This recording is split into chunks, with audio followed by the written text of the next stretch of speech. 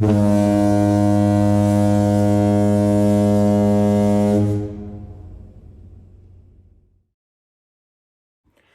back to Reading for Pleasure, continuing the story of John B. Jack Thayer III. I'm not dead yet. I guess it's time, said Milton. Shook hands with Jack. Good luck, sport. Hope to see you in New York. He climbed over the railing and adjusted his life vest. Looking back towards Jack, he asked, You coming, aren't you? Go ahead, Milton. I'll be right behind you. Milton shouted, Here goes! He slid down the tilted starboard side of the ship, facing the hull. Jack whipped off his overcoat, sat on the railing, and counted down from 5. Then, facing out, he pushed off with his hands and feet and jumped as far away from the ship as he could. When he hit the water, the shock of the cold sucked the breath out of his lungs. He plunged under the surface, spinning and tumbling from the suction of the sinking ship. Battling with all his might, he flailed away, refusing his brain's orders to breathe. He only had seconds left to reach the surface before his lungs would force open his mouth and nose. Just when he thought he couldn't hold his breath for another second, Jack burst through the surface and gulped air, but it was so cold that his lungs burned. The 28-degree water made his entire body feel as though he'd been stabbed by 1,000 knives. Trying to block the horrible discomfort from his mind, Jack swam hard.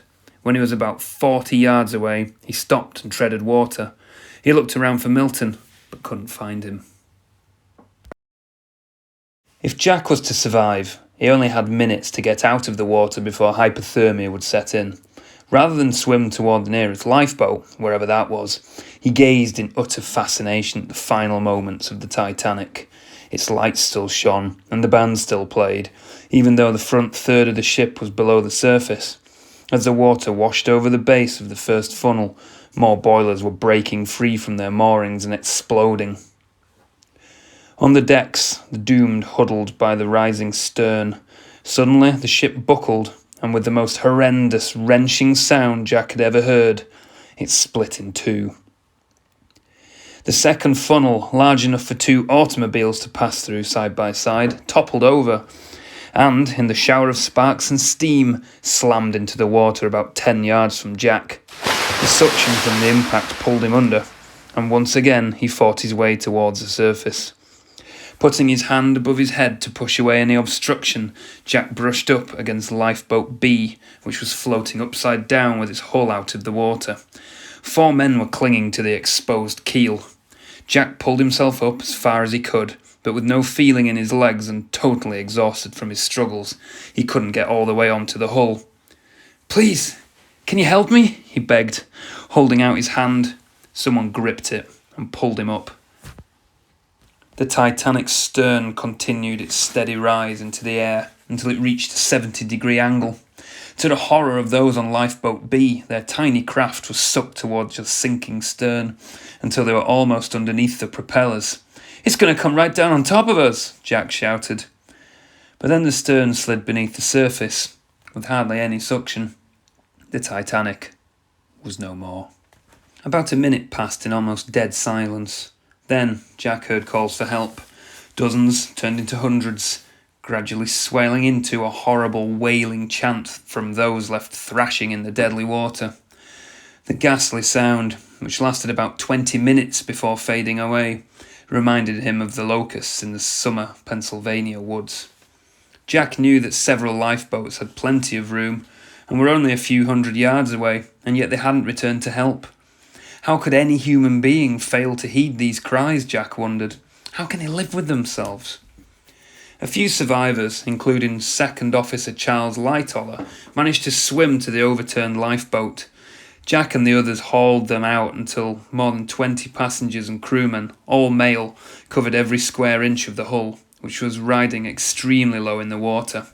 They were sitting, kneeling and lying in uncomfortable positions, holding on to the half-inch overlaps of the hull's planking. For hours nobody dared change position, worried that a sudden movement could tilt the exposed hull and pitch them into the sea. The calm water grew a little choppier, and occasionally a small wave would wash over them, coating the hull in a thin layer of ice. Adding to their woes, the buoyant air was gradually leaking from under the overturned craft, lowering the hull farther into the water. They kept trying to hail the other lifeboats, but either people didn't hear them or wouldn't answer. To pass the time, the men prayed and sang hymns. There was nothing else they could do but hang on and hope that their boat would stay afloat long enough for them to be rescued. Shortly before 4 a.m, they saw the masthead light of the Carpathia pop up over the horizon and creep towards them. "We'll be saved, lads!" someone shouted. But because it was still dark and the Carpathia was in an ice field, it moved agonisingly slow.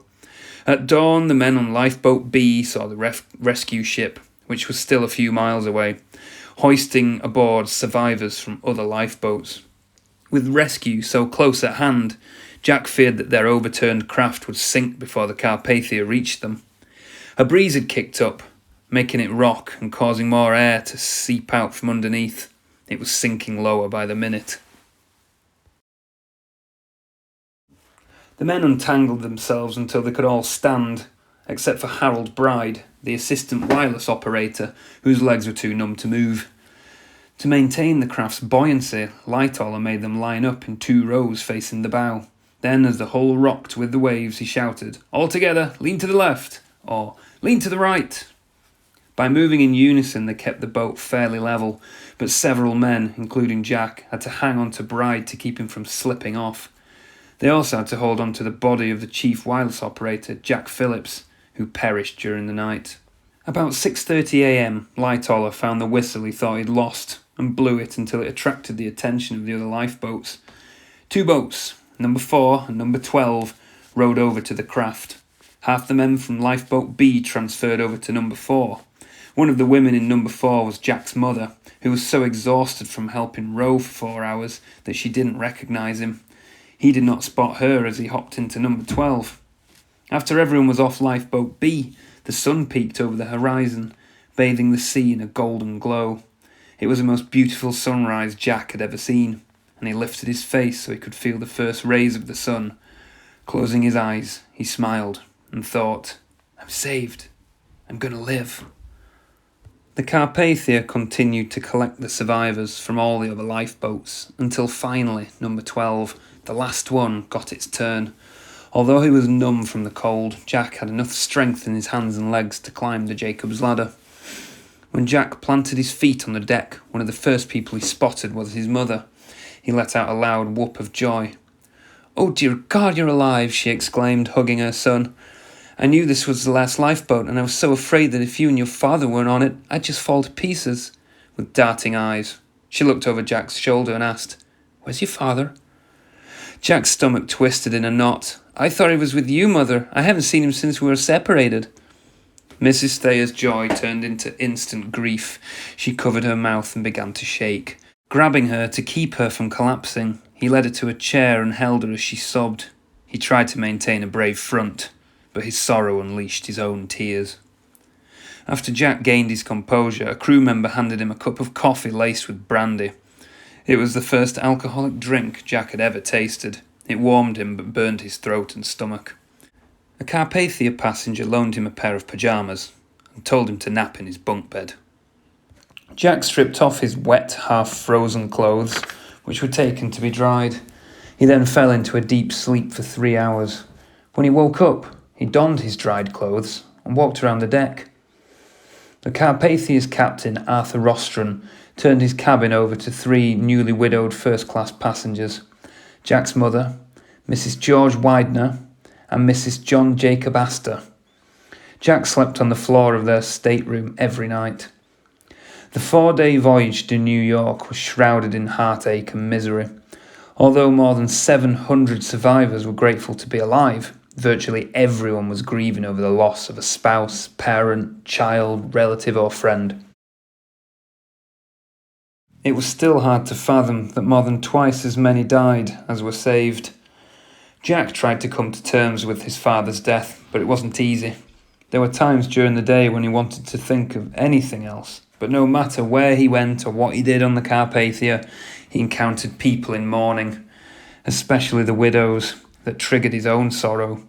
Survivor J. Bruce Ismay, head of the company that owned the Titanic, was so traumatised by the tragedy that he refused to leave his cabin. About 6 hours before the Carpathia's arrival into New York Harbour, the ship's doctor approached Jack and asked him to talk to Ismay. "He's in a terrible state of mind," the doctor said. "He won't eat, sleep, or talk to anyone. He's simply too distraught." "What makes you think I can do anything for him?" Jack asked. "Ismay hasn't responded to adults. I hear that you're a level-headed, smart lad and he took a shine to you and your family. Perhaps seeing a young face and hearing a young voice will help relieve some of his paralysing shock." "Sure, I'll give it a whirl," said Jack. Jack knocked on Ismay's door. Not getting a response, he walked in. When Jack had last seen him, Ismay was dressed in his finest evening clothes, with his grey, speckled black hair neatly combed and his dark, flowing moustache perfectly trimmed. He was the epitome of male elegance. Now, Jack was gazing at a shell of a man, an emotional wreck. Clad in pyjamas, Ismay was slumped on the edge of his bed, staring straight ahead and trembling. He hadn't shaved in days. What stunned Jack most was Ismay's hair. To Jack, it looked like he'd turned a whitish grey overnight. "Hello, Mr. Ismay. It's me, Jack Thayer." Ismay didn't acknowledge him in any way and silently continued to look ahead with a fixed stare. But Jack didn't stop trying to reach out to him. "Sir, this was a terrible, terrible accident. It's not your fault. There are many brave crewmen who did everything in their power to save lives, even at the cost of their own. You should be proud of them." Despite no reaction from Ismay, Jack kept talking. "I saw how you helped women and children in the lifeboats. You had a perfect right to get in that last boat. No one can fault you for that." Nothing Jack said could bring any response from Ismay. Jack finally gave up and left Ismay exactly as he found him, a devastated man. Jack told himself that despite his own heartache, he had to remain strong for his mother's sake. He also understood that he'd been given a second chance at life, and he wanted to make the most of it in honour of his father. After all, he thought, "I have a plan to follow." The body of Jack Thayer's father, John B. Thayer Sr., was never found. Milton Long's body was the 126th corpse recovered by the search ship Mackay Bennett. He was buried in his hometown of Springfield, Massachusetts. His mother Marion never remarried.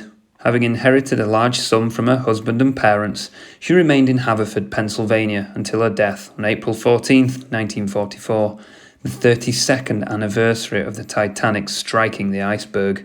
She was 71. Jack graduated from the University of Pennsylvania and went into the banking business.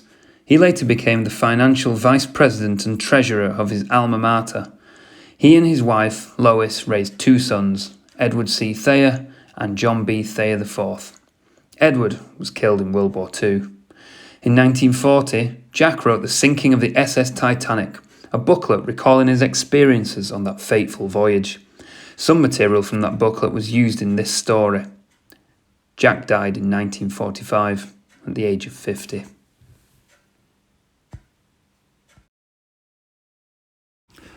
After the disaster, J. Bruce Ismay was a target of withering criticism, some of it unjustified, from the American and British press for deserting the ship while women and children were still on board. Newspapers called him J. Brute Ismay and suggested changing the colour of the White Star Line flag to yellow, a symbol of cowardice. London society shunned Ismay and labelled him one of the biggest cowards in history. He also faced unproven accusations that he pressured the captain to keep the ship's speed up as it entered iceberg territory so the Titanic might arrive ahead of schedule. Because of the tragedy, Ismay announced that all ships owned by his company would carry enough lifeboats to accommodate all passengers. A year later, he resigned as chairman of White Star Line. Other than establishing funds for lost seamen and merchant marines, he kept a low public profile. He died in London in 1937 at age 74. Thank you for listening. We'll see you next time. Bye-bye.